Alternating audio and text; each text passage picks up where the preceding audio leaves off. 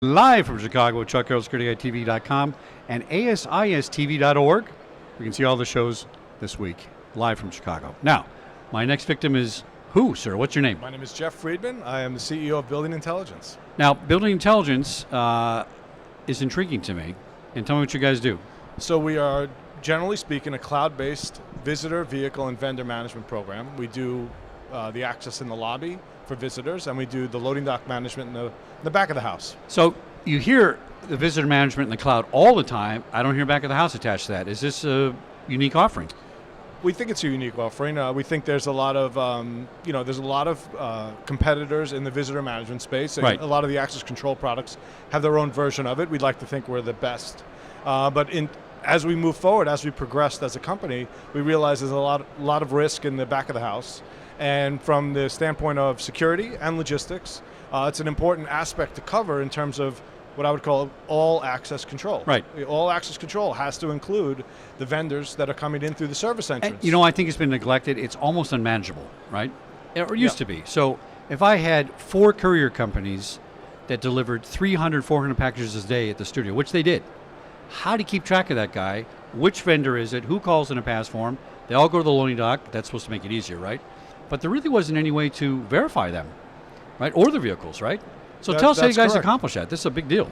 So actually it comes down to something that's very simple is, are you going to go through the process of figuring out who you trust, right? If you trust the vendors, why do you trust them? Because they have a certificate of insurance, most likely.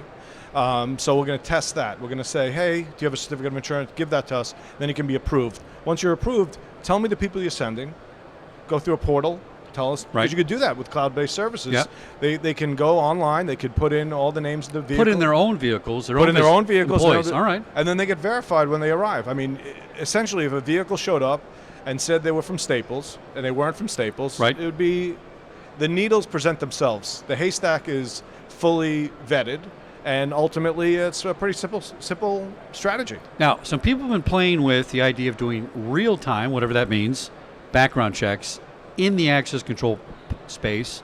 The guy goes in the database at 6 o'clock on Monday. He's coming in Tuesday at 3.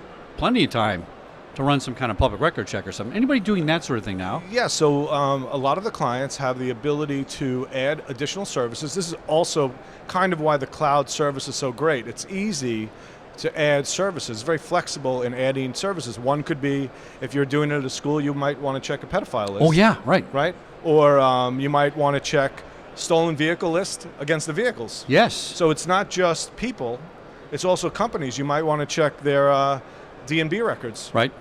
See if the vendor is the kind of person you even want to do business with. Why are you letting them in if they're not the kind of credible company that you want to do business with in the first place? Does your software utilize a GUI, graphic user interface, to plug in those different sort of services? I'm going to tie in here to this public record database, and you handle that for the client to make that all work.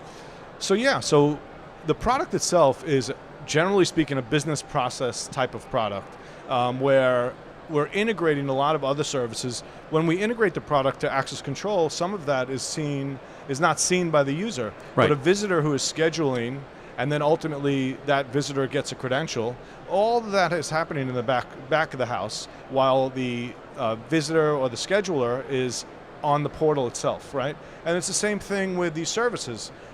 You're not going to see the service. You're just going to see the information as red or green. Is this guy green? Is this guy red? Or is this guy yellow? I mean, ultimately, it's up to them to actually put somebody in a watch list. But what they can also do with the cloud is, once they're on a watch list in one building, they're on the watch list everywhere. So one of the great strategies of the cloud service is to have a distributed information platform.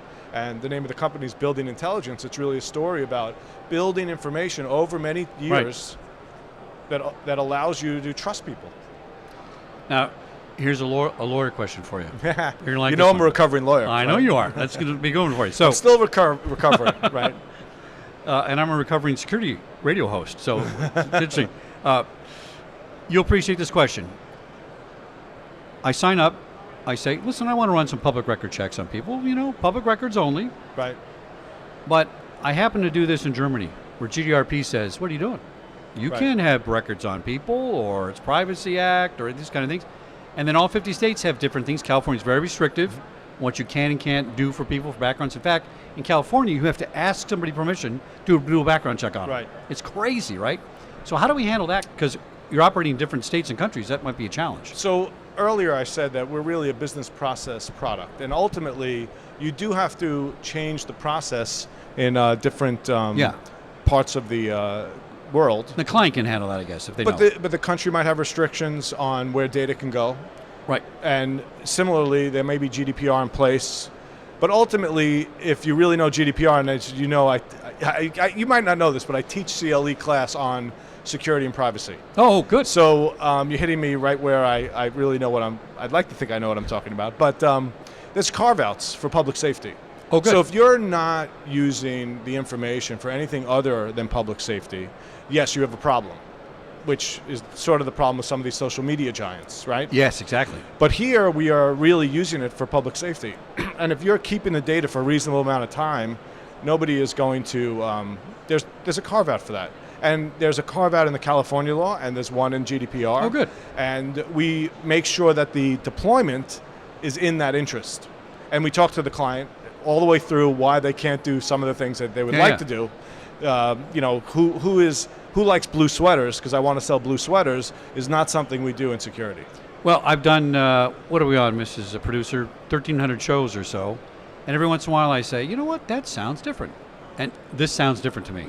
I think the back, behind the house part, loading dock, ability to interface with other apps, get this, I think it's the next level of access control. Well, think how much safer it makes everybody. The idea of integration a lot of times gets confused with interfacing. Right. What we're doing as a company is we're taking the great solutions that are already out there, like reading a driver's license, and embedding that service inside a workflow. Yeah.